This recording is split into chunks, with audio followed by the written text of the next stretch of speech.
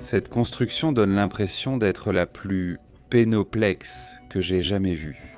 Une technologie parfaitement adaptée aussi bien à la construction de masses de maisons par des entreprises ou de bâtiments qu'à une construction plus lente réalisée par ses propres moyens. Les nouvelles solutions combinées permettent de réduire la main-d'œuvre, d'apporter fiabilité et durabilité. Des technologies d'isolation pour les maisons à ossature qui leur faisaient tant défaut auparavant. Dans les maisons isolées seulement avec de la laine, celle-ci peut s'humidifier, glisser et provoquer des fissures.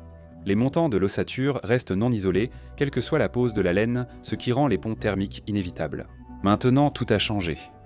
La structure de l'ossature progressive permet d'obtenir des angles vraiment chauds tout en éliminant complètement les ponts thermiques. Grâce à la simplicité des travaux, il n'est pas nécessaire d'avoir une grande qualification pour les constructeurs qui se lancent dans la construction. On peut construire même avec ses propres mains sans être professionnel. Tout cela contribue à augmenter considérablement la vitesse de construction et, par conséquent, à réduire sensiblement le coût de revient. Le polystyrène extrudé sert dans de nombreux domaines. Pour ma part, j'ai souvent utilisé le pénoplex de façon non conventionnelle, surtout pour des expériences. Mais le pénoplex dans les murs, au plafond et au sol d'une véritable grande maison à ossature, c'est quelque chose de nouveau. Enfin, une maison à ossature a été créée qui est dépourvue des principaux inconvénients des maisons à ossature. Tout cela grâce à ce nouveau système d'isolation. Les spectateurs des chansons de Jascha Koziak apprendront cette information en premier. Reprenons depuis le début. Bonjour à tous. Pour me retrouver au cœur des événements de construction les plus innovants, j'ai dû entreprendre un voyage de plus de 1000 verstes dans une seule direction, au nord-ouest de notre village. Une grande quantité de pénoplex. J'observe actuellement une maison à ossature bois classique avec structure en bois et isolation en laine minérale, sans finition. Une protection contre le vent est à l'extérieur.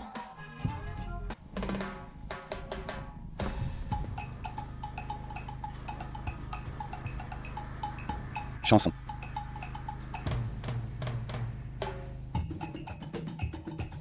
Chaque année, de plus en plus de maisons sont construites selon la technologie à ossature. Actuellement, la construction de maisons à ossature connaît un véritable essor. On construit des maisons aussi bien pour une résidence permanente que pour une utilisation de vacances. Le nombre de maisons à ossature croît chaque année. Cela est dû au faible coût de construction. Ces maisons ne sont pas exigeantes en ce qui concerne les fondations. Le processus de construction est plus simple, la vitesse d'érection est plus rapide. Les maisons à ossature sont faciles à finir et à revêtir. Elles offrent une rigidité et par conséquent une bonne résistance sismique. Le polystyrène extrudé est utilisé depuis des décennies pour isoler les façades des bâtiments. Je maîtrise la méthode de fixation du pénoplex sur une façade à isoler. Par-dessus, à l'aide d'un mélange pour l'isolation thermique et d'une armature en fibre de verre pour enduit, on applique ce qu'on appelle une couche de base armée, sur laquelle on pose ensuite la finition. Comme finition, on peut utiliser différents enduits décoratifs, par exemple le caraïette, des granulats ou d'autres types. J'ai vu comment on transfère. Les éplex isolent les façades avant de les couvrir de bardage, blockhouse ou autres matériaux. Ici, tout est différent. Nous avons préparé la première dalle, coupé les rainures sur le côté et en bas. En conséquence, nous allons maintenant fixer. Pour une jonction plus serrée, nous allons appliquer de la mousse-colle sur le montant. Ici, nous avons déjà fixé les suspentes, donc nous allons percer le pénoplex et le fixer. J'aurai besoin de ton aide ici. Vas-y.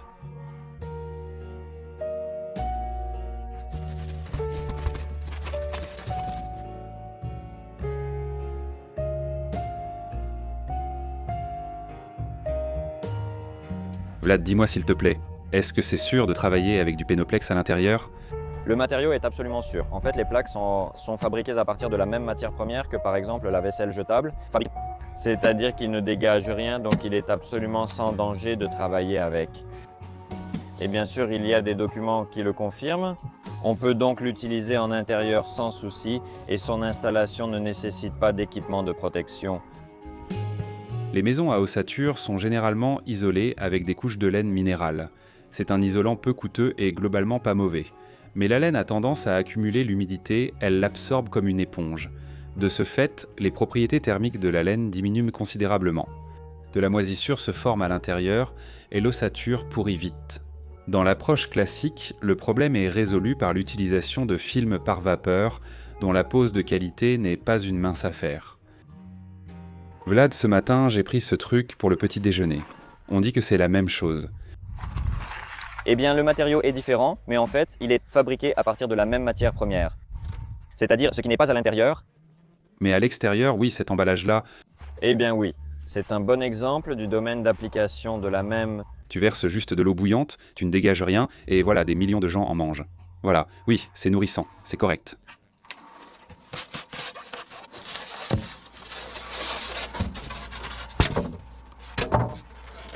Vlad, peux-tu nous parler du sandwich, celui que vous avez lancé? Quelle est l'épaisseur de la laine minérale? Quelle est l'épaisseur de la poutre? Et quel type de pénoplex utilisez-vous respectivement? Ici, les montants font 150 mm, donc la laine entre eux fait aussi 150 mm d'épaisseur. Et à l'intérieur, nous fixons du pénoplex de 50 mm, donc tout le sandwich isolant fait 150 mm de laine et 50 mm de pénoplex. Le pénoplex, c'est optimal pour cette région. Cela dépend du climat. Parfois, 100 mm de pénoplex suffisent. Ailleurs, il faut 200 mm de laine et 50 mm de pénoplex. Mais il est déjà difficile de trouver une région plus froide que la vôtre. Non, il y a des régions au climat encore plus froid où il faut 200 mm de laine et 50 mm de pénoplex. Et si je comprends bien, c'est pour éviter les ponts thermiques. Oui. Oui, le pénoplex est ici. C'est-à-dire qu'il est laissé poser ici en continu comme ça. Y compris pour cela. Il va recouvrir par-dessus ces montants du cadre et du coup, rien ne va geler.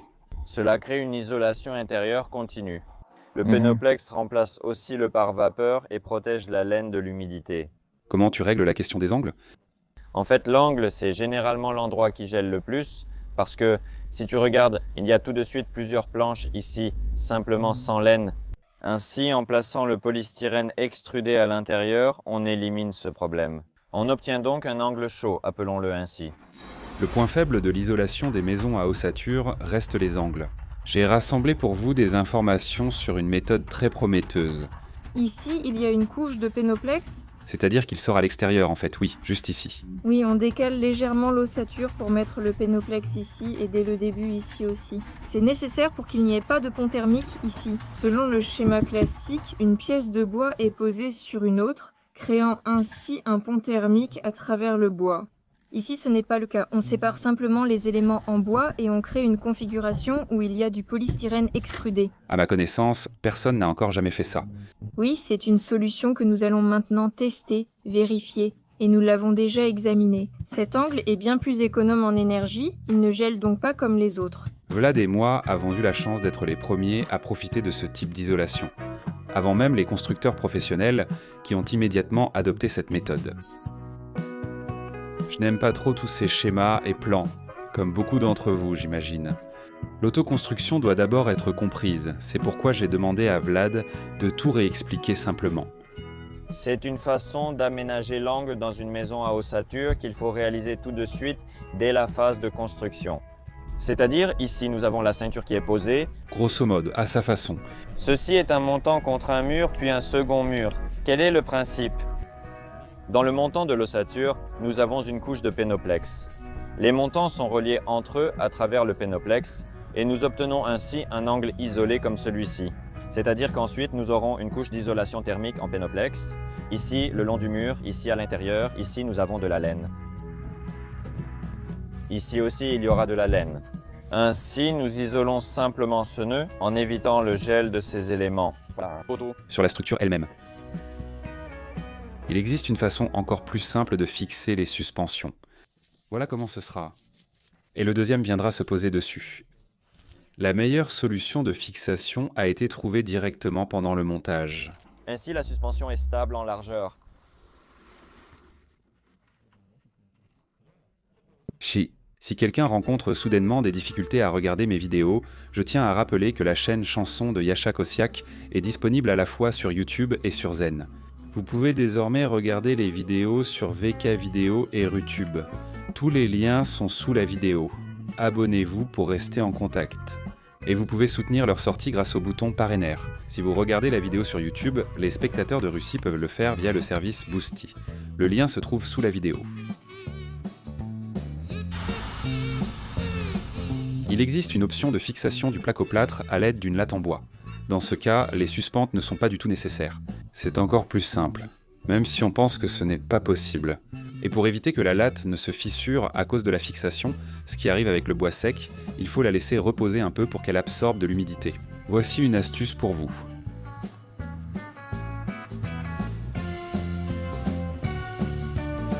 Si je comprends bien, on prend celui-ci, oui, on l'a coupé d'ici, oui, c'est ça, on l'a coupé. Et ensuite, on l'utilise dans un processus de construction sans déchets.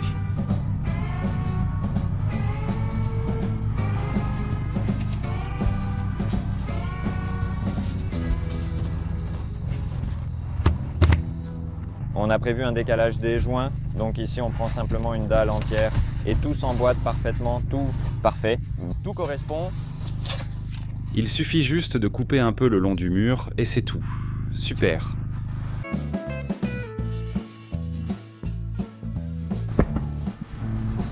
On va tenir un tout petit peu, oui.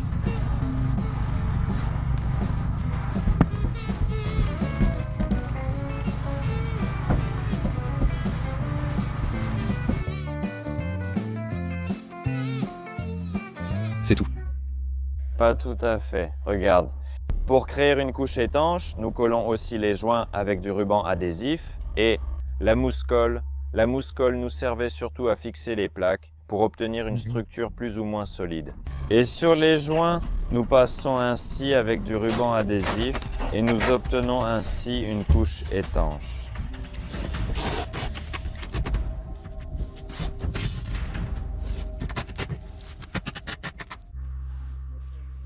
Je vais vous présenter la personne qui a lancé tout ça. Voici Maria. Tout d'abord, merci beaucoup d'être venu jusqu'à nous. Il est très important pour moi d'avoir un autre avis extérieur sur ce que nous faisons ici et de savoir à quel point nos projets sont vraiment réalisables. Eh bien, en gros, je vais vous raconter que nous construisons ici une maison expérimentale. Autrement dit, nous avons construit une maison selon la technologie à ossature. C'est quelque chose de très courant aujourd'hui dans notre pays.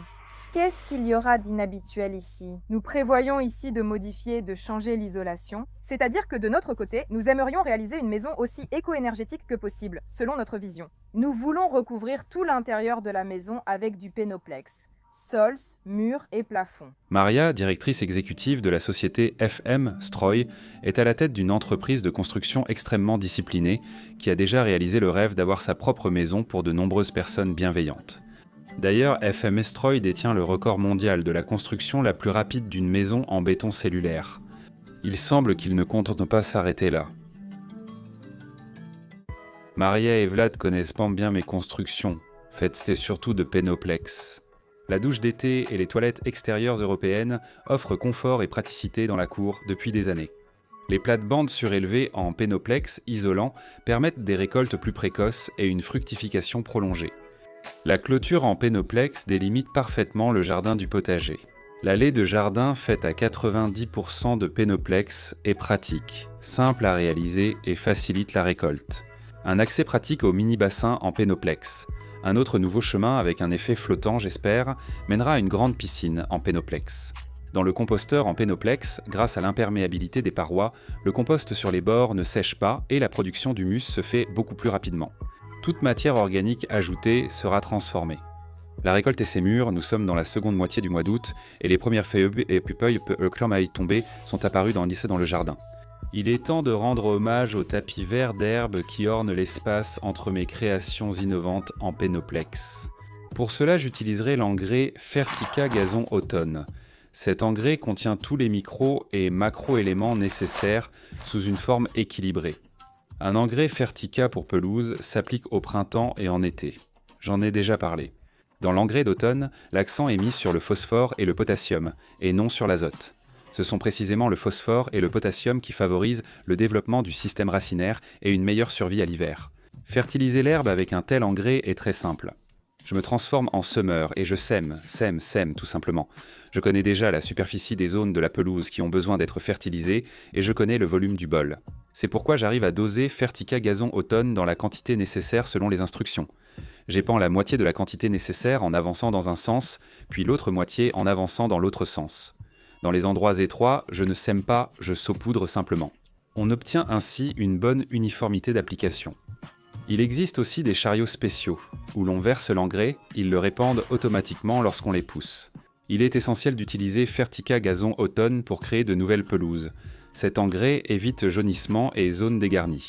Lors de la fertilisation, j'applique 50 à 70 grammes par mètre carré.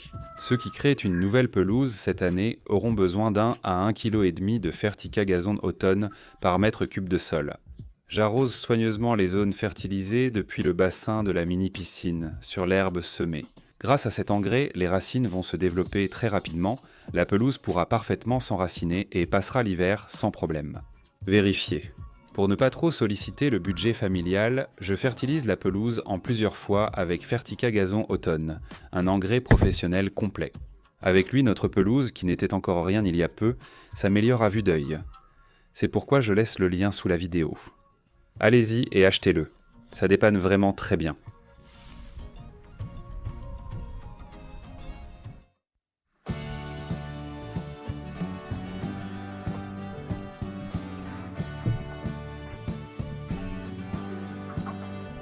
Je n'ai pas résisté à l'envie de participer à l'optimisation. Ici, ces fils tendus, oui, je comprends qu'ils servent à empêcher le coton de tomber. Oui, c'est ça. Donc, pour que le coton tienne sur le plafond, on tend des fils. Il me semble que c'est la méthode la plus simple et en même temps efficace. Les fils ne subissent aucun dommage. Tout cela sera ensuite recouvert de panneaux de polystyrène extrudé, ce qui offrira une protection supplémentaire, pour ainsi dire. Mais pour l'instant, il n'y a pas encore de polystyrène. Tout repose seulement sur les fils, sans base. D'accord. Et si on fixe d'abord le polystyrène extrudé sans laine minérale, puis qu'on ajoute la laine ensuite, donc en inversant l'ordre? C'est possible. Théoriquement, c'est possible, mais je pense que ce sera un peu problématique si on commence par habiller le plafond, puis qu'on passe au mur après. Voilà, pour que ce raccord soit plus correct, plus hermétique, nous avons donc décidé d'habiller d'abord les murs, puis de nous occuper du plafond ensuite. Et ici, si je comprends bien, il faut aussi maintenant s'occuper des joints. En principe, nous avons terminé. Il ne reste plus qu'à coller les joints avec un ruban adhésif pour assurer l'étanchéité de la structure. Et bien justement, c'est ce que nous allons faire maintenant.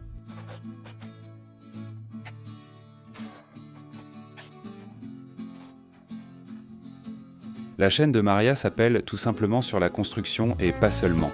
En même temps, elle publie une vidéo sur cette construction, mais déjà du point de vue de professionnels sérieux. Je laisse le lien vers la chaîne et la vidéo sous cette vidéo.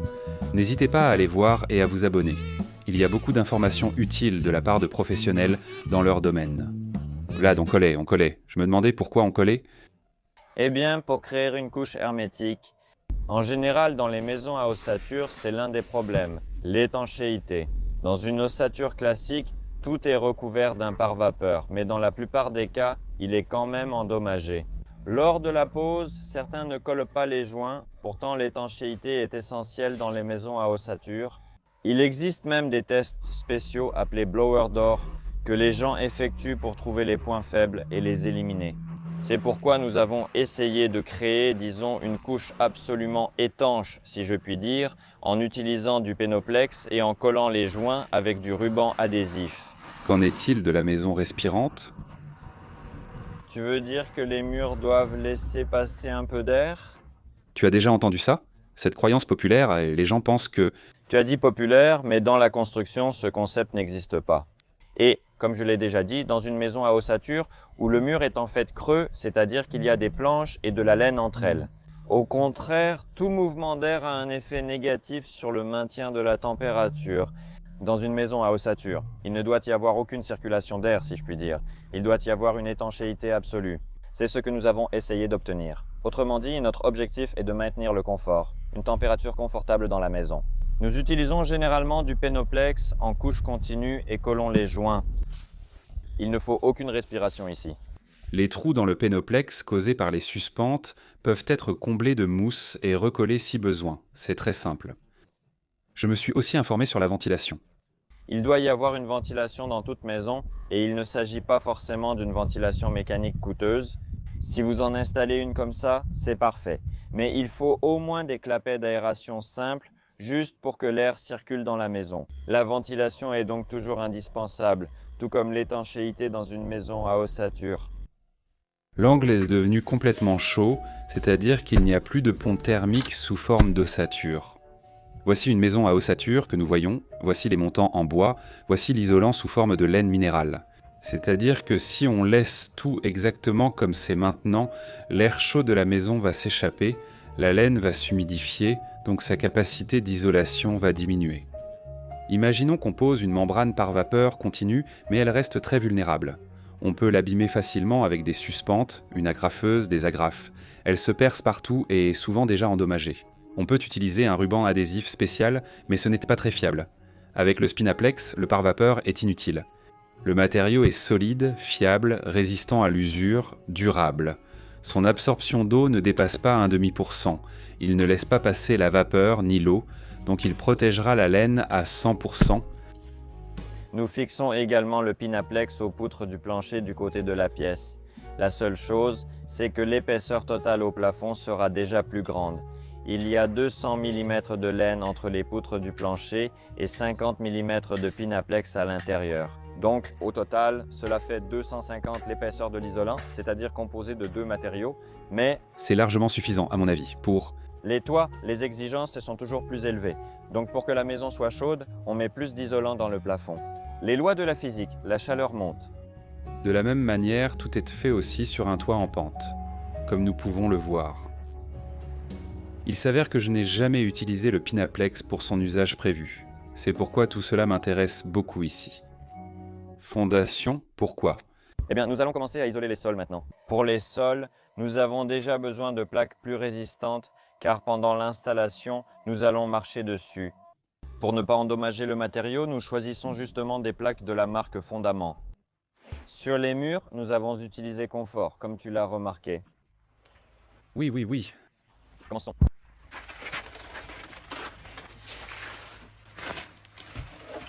Eh bien, tu peux même toucher, vas-y, fais comme ça. On va isoler le sol en 3 couches de plaques de 50 mm, soit 1,50 mm d'isolation au total. Pourquoi ? Parce qu'ici, dans le sol, il n'y a pas de laine. L'isolation sera uniquement du Penoplex. Et le sol est posé au-dessus des pieux, c'est-à-dire ce qu'on appelle un plancher sur vide sanitaire ventilé. Entre la terre et le sol, il y a de l'air froid. Pour qu'il fasse chaud dans la maison, l'épaisseur de l'isolation doit être plus importante. Dans notre cas, c'est 150. Normalement, il faudrait 120-130 selon les normes, mais nous avons pris une marge de sécurité. Avoir une marge de sécurité, c'est toujours bien. Oui, pour les sols, tout est assez simple. On pose les dalles sans aucune fixation en décalant les joints. Eh bien, pour la première dalle, comme d'habitude, on coupe les rainures pour qu'elles s'ajustent bien contre l'isolation des murs.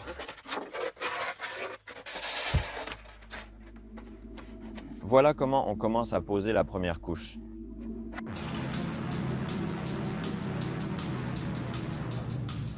Vlad, spécialiste technique de la société Penoplex, il s'occupe des calculs thermiques et des consultations. Il nous reste ici une petite zone, la plaque doit aller comme ça. On la retourne. On marque combien il nous reste ici. Celui-ci, on coupe ce morceau, respectivement. On coupe. On goûte. Et voilà, on a un morceau prêt à insérer ici. Pile poil. Et en conséquence, le morceau qui nous reste après avoir été coupé. Nous commencerons la rangée suivante. Voilà, on tourne comme ça. De cette façon. Oui, c'est facile pour nous. Sur l'isolant, un chauffage au sol avec chape semi-sèche sera posé, puis viendra l'installation des tuyaux.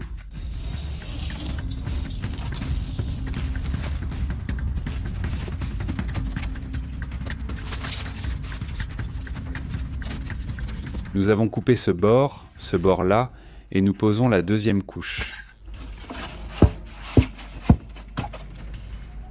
La deuxième couche est aussi posée en quinconce, comme la première. Grâce à une excellente répartition de la charge, en théorie, tout devrait se ressentir comme une dalle de béton monolithique. On pose la couche finale, la troisième. Les amis, merci beaucoup encore une fois d'être venus aujourd'hui. Je pense que nous avons eu une journée très productive. Nous avons pu discuter de nombreux aspects techniques. Je trouve ça vraiment génial. Yasha, quel était votre avis ? Qu'est-ce que vous pensez de toute cette idée ? Est-ce que ça va marcher ? Le temps le dira. Je trouve ça vraiment super.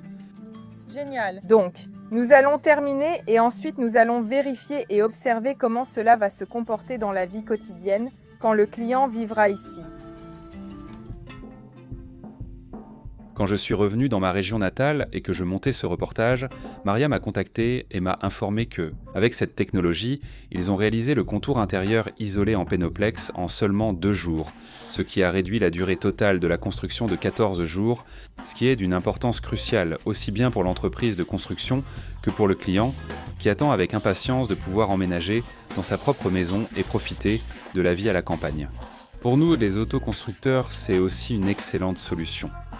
C'est simple, rapide, fiable. Vous pouvez acheter du Pénoplex dans n'importe quel magasin de bricolage ou le commander sur le site web. Je laisse le lien sous la vidéo.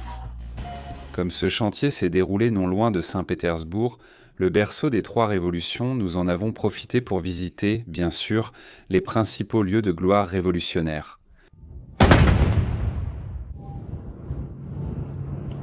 Les bolcheviks ont sauté par-dessus cette clôture, ils sont montés là-bas et ont attaqué ces mêmes bourgeois, les mettant sur les fourches et les baïonnettes.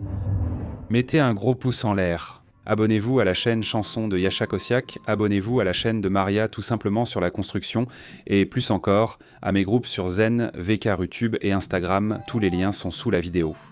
Appuyez aussi sur la cloche, et alors je vous tiendrai sûrement informé. Tsaritsa la paix dans le monde entier, merci. Sous-titre d'Imator Zop.